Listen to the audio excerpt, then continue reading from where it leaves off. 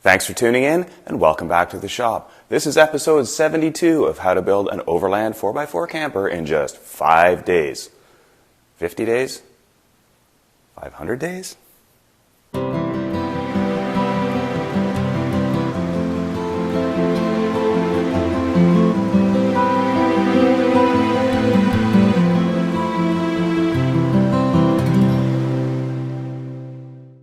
This time around, I'm going to be framing up the second wall and hopefully joining things together up top. If you missed the previous episode, go back and check them out. There are a lot of them.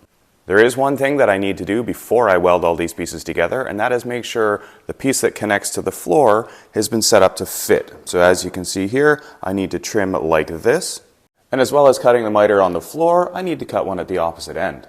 Now up at the front, it gets even more interesting because the forward side drops down to the bottom of the front of the box tube. The outboard side has to be cut around the slot for the leg, and I need to put the miter in the corner. Now the normal way to do this would be if you want a 45-degree angle, you cut each piece at 22.5 degrees, and you end up with 45 degrees. The difference, however, down here is that this piece is 2 inches wide, and this piece is 1.5 inches. It actually works out that if I just cut this piece at a 45-degree angle, the width matches to butt that piece straight in.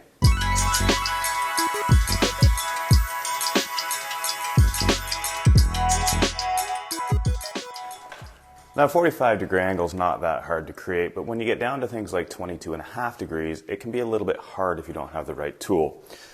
I bought one of these on Amazon and it is sweet. Split ruler, angle finder. You just set this with the digital display to the angle that you want, tighten it down, mark your angle. I'll put a link in the description if you want to get one of your own. With this first piece temporarily clamped in place at 45 degrees, and I've measured that off the back. I can also measure it at 135 off the flat part of the deck here. The next step is for these two pieces to get cut at 22.5, and that'll give me the next 45-degree angle, and I can weld those together.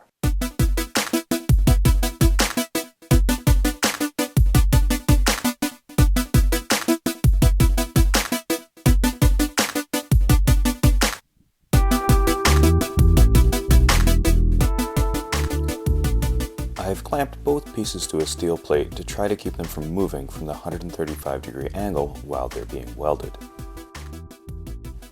Once again, I'll be using my Eastwood 200 amp TIG welder to weld these pieces together.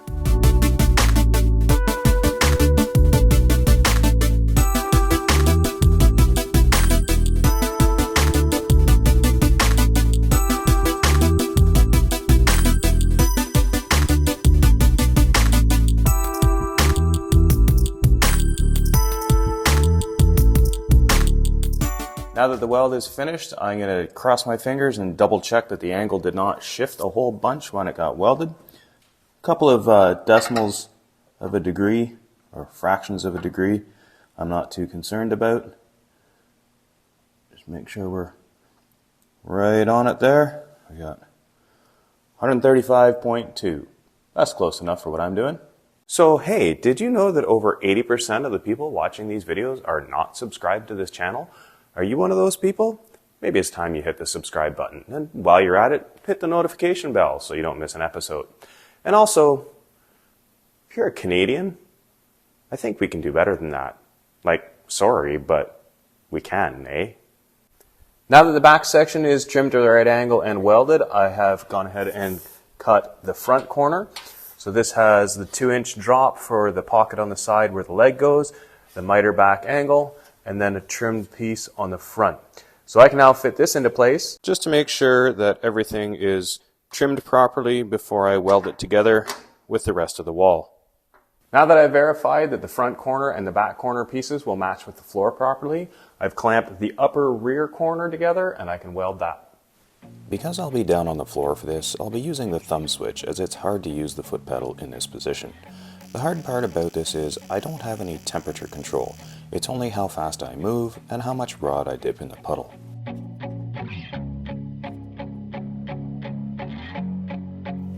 This is why you'll often see me put a small weld at the end, as it helps absorb some of the heat when I'm at the end of the plate.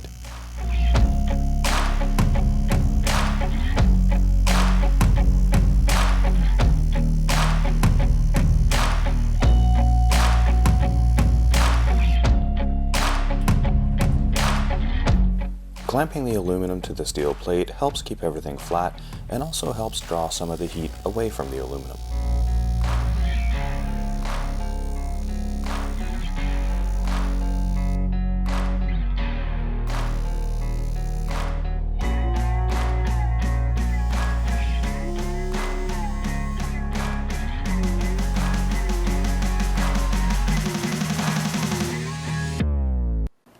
With the top corners welded and ground down flush, I've clamped on a piece of 1x1 T-slot extrusion to hold things together.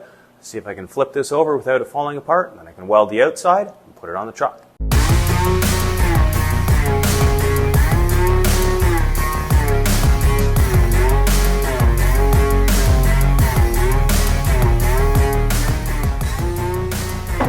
That's not very strong on its own. By creating a small recess between the two plates, I'm creating more surface area for the weld. It also helps ensure that I'm penetrating completely into the weld on the backside without having to push so much heat into the plate. This means that the finished weld, though nice and thick, doesn't stick up as high above the surface of the plate.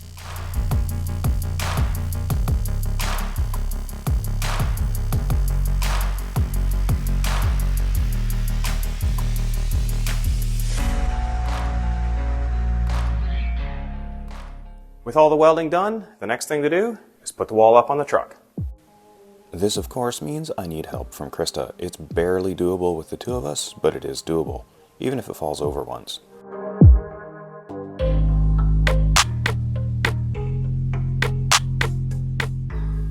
A couple of quick tacks with the welder and things should be stable enough for Krista to let go. It's really interesting to see how much things move just from the heat of the welding. Keep an eye on the top corner of this piece. This is all welding heat causing this movement.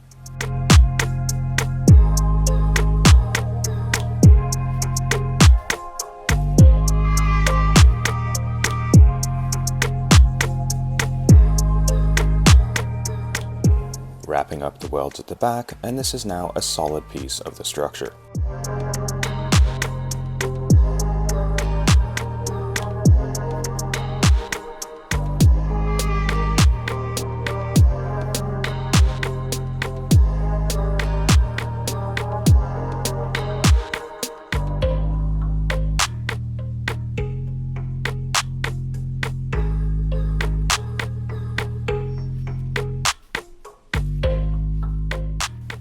It's actually starting to look like something now.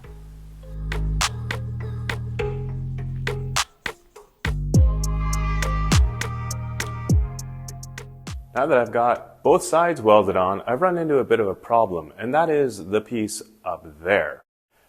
That is difficult to reach, and I've run out of clamps. You see, I've got a vice grip clamp holding the T-slot on there. I've got a regular clamp here. Another vice clamp up there, one of my small clamps there, a medium clamp there, another small clamp there. And then over here, I have one of my large clamps, just making sure things don't fall over. And that's the extent of the clamps that I own. I do have 10 more clamps that should be here in the next day or two, showing up from, of course, Amazon. So I guess I'm going to have to wait until then. Thanks for watching, and we'll see you next time.